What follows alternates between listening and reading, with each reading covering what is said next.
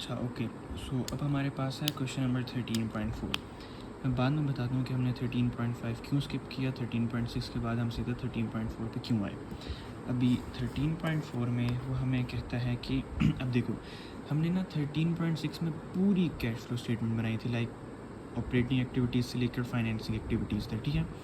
लेकिन इसमें वो हमें कह रहा है कि prepare a partial statement of cash flow including only the operating activities section. मतलब वो कह रहे हैं कि इसमें ना सिर्फ हमने स्टेटमेंट बनानी है कैश फ्लो की, जिसमें हमने सिर्फ ऑपरेटिंग एक्टिविटीज़ का सेक्शन डालना है, बाकी दो सेक्शन नहीं डालने। और उसने बता भी दिया कि ये वाली चीज़ें आएंगी उसमें, ठीक हो गया। तो अब हम इसको बनाना सीखते हैं। सबसे पहले ऑपरेटिंग एक्टिविटीज़ में हमने देखा कि पहला पार्ट जो हमारे पास आता है वो हमारा होता है कैश रिसीव्ड फ्रॉम कस्टमर्स। अब इसमें हमारे पास दो चीज़ें आती हैं, नेट सेल्स और अकाउंट्स रिसीवेबल्स, ठीक हो गया। अब ये क्वेश्चन थोड़ा सा ना ट्रिकी है, इसको देखते हैं। नेट सेल्स हमारे पास वैल्यू ये आ गई 2850, ठीक हो गया, हमने ये यहाँ पर लिख दी, ठीक हो गया। अब यहाँ पर हमारे पास ना पिछले क्वेश्चन की तरह स्टेटमेंट्स में गिवन नहीं है कि अकाउंट्स रिसीवेबल इतना है। हमारे पास देखो यहाँ पर ना एंडिंग पे हमारे पास गिवन है दो चीज़ें, बैलेंस हमारे पास दो गिवन है, एक बिगिनिंग ऑफ द ईयर और एक एंडिंग ऑफ द ईयर, ठीक हो गया। हमारे पास अकाउंट्स रिसीवेबल ये लिखा हुआ है। अब हम डिसाइड करेंगे कि हमने दोनों में से कौन सी वैल्यू लिखनी है, लेकिन नहीं, ऐसे नहीं होगा। हम क्या करेंगे कि हम बिगिनिंग ईयर को माइनस कर देंगे इसमें से, मतलब कि कैलकुलेटर में पहले 720,000 लिखेंगे माइनस 650,000 लिखेंगे, तो हमारे पास आ जाएगा 70,000। लेकिन अब हमें पता कैसे चलेगा कि हमने अकाउंट्स रिसीवेबल को प्लस करना है या फिर माइनस करना है। वो हमें ऐसे पता चलेगा कि देखो बिगिनिंग में हमारे पास 720 था, एंडिंग पे हमारे पास 650 है। मतलब बिगिनिंग में ज़्यादा था, एंडिंग तक आते आते हमारे पास अकाउंट्स रिसीवेबल कम हो गया है। तो मतलब कि अकाउंट्स रिसीवेबल हमारा एसेट है, एसेट जब हमारा कम हुआ है, तो जब एसेट कम होता है तो हम उसको ऐड करते हैं। हमने रूल पढ़ा था, ठीक हो गया। तो एसेट कम हुआ हमारे पास तो हमने उसको ऐड कर दिया। अब ये ना करना कि एंड ऑफ ईयर की वैल्यू पूरी की पूरी उठा के यहाँ लिख देना, दोनों का डिफरेंस लेना है और फिर डिसाइड करना है कि अगर तो एसेट्स हैं वो कम हो रही हैं तो उनको ऐड कर दो, एसेट ज़्यादा हो रही हैं तो उसको सब्ट्रैक्ट कर दो, लाइबिलिटीज़ ज़्यादा हो रही हैं तो उनको ज़्यादा ऐड कर दो, लाइबिलिटीज़ कम हो रही हैं तो उनको सब्ट्रैक्ट कर दो, ठीक है। वो आगे देखते हैं। अच्छा, हमने उन दोनों को माइनस किया और हमें पता चला कि हमारा accounts receivable end of the year में हमारे पास कम हो रहा था, तो हमने उसको ऐड कर दिया क्योंकि ये हमारा एसेट होता है। अब दोनों को ऐड करेंगे तो हमारे पास ये वैल्यू आ जाएगी, ठीक हो गया। फिर हमारे पास है इंटरेस्ट एंड डिविडेंड्स रिसीव्ड। अब यहाँ पर देखो इंटरेस्ट एंड डिविडेंड्स रिसीव में हमारे पास आती है इंटरेस्ट इनकम, डिविडेंड इनकम और accrued interest receivable. Dividend receivable हमारे पास नहीं होता, वो डिविडेंड की इनकम ही आती है, ठीक हो गया। अब इंटरेस्ट इनकम है ना, तो हम देखते हैं। इंटरेस्ट इनकम हमारे पास ये लिखी है, इंटरेस्ट इनकम की वैल्यू हमारे पास 70,000 लिखी है यहाँ पर, वो हमने ऐसी की ऐसे लिख दी। डिविडेंड इनकम देखते हैं, डिविडेंड इनकम की वैल्यू हमारे पास लिखी है 104,000 हमने ऐसे कैसे लिख दिया। फिर हमारे पास तीसरी चीज़ आती है एक्रूड इंटरेस्ट रिसीवेबल। देखो यहाँ पर हमारे पास लिखा हुआ है एक्रूड इंटरेस्ट रिसीवेबल।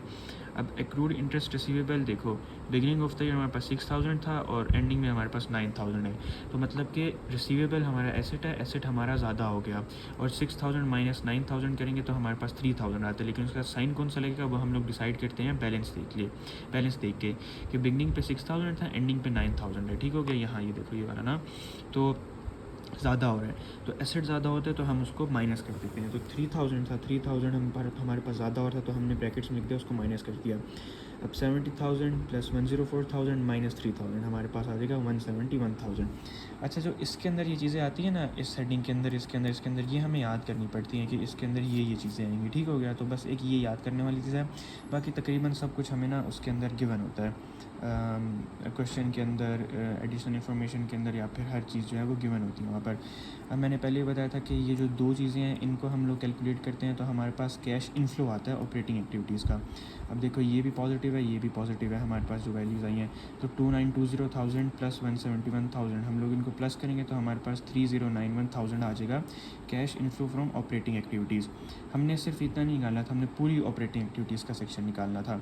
अब बाकी चार जो चीज़ें हमारे पास होती हैं वो हम लोग निकालते हैं। तीसरी चीज़ हमारे पास वैसे रिक्वायरमेंट में भी लिखी हुई है, लिखा हुआ है कि हमने निकालना है cash paid to suppliers and employees, ठीक हो गया। सप्लायर और एम्प्लॉयज़ में सबसे पहली चीज़ अभी हमारे पास आ गया वो एक्सपेंसेस वाला सेक्शन, जहाँ पर हमारे पास एक्सपेंस ऊपर आता है और वो हमेशा माइनस होता है पहली चीज़। तो सबसे पहले हमारे पास आ जाएगा कॉस्ट ऑफ गुड सोल्ड, जो कि हमारे पास 155,000 है, ठीक हो गया। वो हमने यहाँ पर लिख दिया और ये एक्सपेंस है तो हमारे पास माइनस ही होगा, ठीक है। फिर हम लोग यहाँ पर देखते हैं इन्वेंट्री आती है इसमें और अकाउंट्स पेबल आते हैं। इन्वेंट्री हमारे पास ये है, इन्वेंट्री हमारे पास बिगिनिंग ऑफ द ईयर 765,000 थी और एंडिंग पे हमारे पास 8 लैक्स हो गई। तो 765 माइनस 8 लैक्स करेंगे तो हमारे पास आ जाता है 35,000। लेकिन हम उसके साथ साइन कैसे डिसाइड करेंगे कि इन्वेंट्री हमारा एसेट है ना, एसेट शुरू में हमारे पास कम था, बाद में ज़्यादा हो गया, तो एसेट जब बढ़ता है तो हम उसको माइनस कर देते हैं। तो 35,000 है, हम उसको माइनस करके यहाँ पर लिख देंगे, ठीक हो गया। उसके बाद है अकाउंट्स पेबल।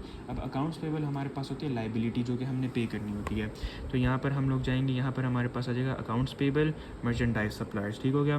मर्चेंडाइज सप्लायर्स पे हमारे पास क्या चीज़ आ जाएगी, 562,000 शुरू पे था और एंडिंग पे हमारे पास 570 हो गया। अब हम इसको माइनस करेंगे, 562 माइनस 570 तो हमारे पास 8,000 आ जाएगा। अब अकाउंट्स पेबल हमारे पास लाइबिलिटी होती है और लाइबिलिटी पहले कम थी, एंडिंग पे हमारे पास ज़्यादा होगी, तो लाइबिलिटी बढ़ गई है ना। तो लाइबिलिटी बढ़ती है तो हमारे पास हम उसको ऐड कर देते हैं, तो ये हमारे पास ऐड हो जाएगा। तो माइनस ये वाली value minus this one plus this one, हमारे पास ये वाली वैल्यू आ जाएगी, ठीक हो गया। अब इसके बाद हमारे पास ना देखो, रिक्वायरमेंट्स में तो हमारे पास गिवन नहीं है कि हमने ऑपरेटिंग एक्सपेंस भी निकालना है, वो जो cash paid for operating activities है ना, लेकिन हमने वो भी निकालना होता है। तो हमने जब वो निकालना होता है ना, वो मैंने पहले ही बताया था कि वो हमारे पास उसमें नहीं गिवन होता। ये क्या होगा इसको, उसमें वो हमारे पास ना इंस्ट्रक्शंस भी नहीं गिवन होता, वो एडिशनल इन्फॉर्मेशन में हमारे पास गिवन होता है कि operating expense include depreciation expense of this, तो हमें वो निकालना ही पड़ता है, ठीक हो गया। ये इंस्ट्रक्शन में नहीं गिवन होगा लेकिन हमें निकालना पड़ेगा।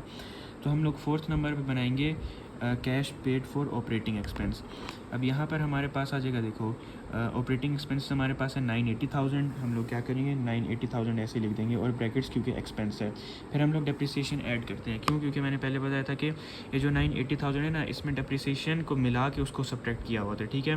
तो यहाँ पर इसने हमारे पास दिया हुआ है कि डिप्रिसिएशन ऑपरेटिंग एक्सपेंस जो वो इंक्लूड करता है डिप्रिसिएशन एक्सपेंस हो 115,000, तो हमने उसको वापस ऐड करना है क्योंकि हमारे पास वो कैश इक्विवेलेंट चीज़ नहीं है जो पहले पिछले क्वेश्चन में मैंने समझाया था। तो 115,000 हमारे पास आ जाएगा डिप्रिसिएशन एक्सपेंस, जो कि हम लोग ऐड बैक कर देंगे, ठीक हो गया। फिर हमारे पास इसमें आता है एक्रूड पेबल और हमारे पास आते हैं प्री पेमेंट्स, ठीक हो गया। अब एक्रूड पेबल हमारे पास कहाँ पर गिवन है, यहाँ पर हमारे पास एक मिनट, ये एक्रूड ऑपरेटिंग एक्सपेंसेस पेबल, ठीक हो गया। इसको इंटरेस्ट और इनकम्स पेबल से ना उसको कंफ्यूज करना, ना अकाउंट्स पेबल से। जहाँ पर लिखा हो ना एक्रूड ऑपरेटिंग एक्सपेंस पेबल, वो वाली वैल्यू लिखनी है। अब देखो हमारे पास पेबल है ना, लाइबिलिटी है, शुरू में 94 थी और एंडिंग पे हमारे पास 65 हो गई, ठीक हो गया। तो इन दोनों को माइनस करेंगे, हमारे पास 29,000 आ जाता है, ठीक हो गया। 94 माइनस 65, हाँ 29,000 आता है, ठीक हो गया। तो अभी हमारे पास कम हो रहा है ना, पहले 94 थी अब 65 हो गया यहाँ पर, ये देखो। तो लाइबिलिटी जब हमारे पास कम होती है तो हम उसको सब्ट्रैक्ट कर देते हैं, 29,000 सब्ट्रैक्ट हो गया, ठीक हो गया। और प्री पेमेंट्स हमारे पास होते हैं एसेट्स, ठीक हो गया। अब एसेट्स पे यहाँ पर देखते हैं, शॉर्ट टर्म प्री पेमेंट्स थी, शुरू में हमारे पास 15,000 थी, एंडिंग पे हमारे पास 20,000 होगी। दोनों को कैलकुलेट वो उनका डिफरेंस लेंगे तो हमारे पास 5,000 आ जाता है। अब उसके साथ साइन कौन सा लगेगा, क्योंकि ये हमारे पास एसेट्स हैं प्री पेमेंट्स, तो एसेट जब हमारे पास 15 से 20 हो ज़्यादा हो गए, तो एसेट जब ज़्यादा होते हैं तो हम उसको डिक्रीज़ कर देते हैं, उसको माइनस कर देते हैं, तो हमारे पास माइनस आ जाएगा। तो माइनस 980 प्लस 115 माइनस 29,000 माइनस 5,000, हमारे पास आ गया 89,900, ठीक हो गया। ये हमारे पास ये वाला पोर्शन भी बन गया। अब हमने कैश रिसीट फॉर कस्टमर्स बना लिया, इंटरेस्ट एंड डिविडेंड रिसीट बना लिया, कैश पेड टू सप्लायर्स बना लिया और हमने cash paid for operating expense बना लिया। अब बाकी दो चीज़ें और रहती हैं, एक हमारे पास रह गया इंटरेस्ट पेड और इनकम टैक्सेस पेड, ठीक हो गया।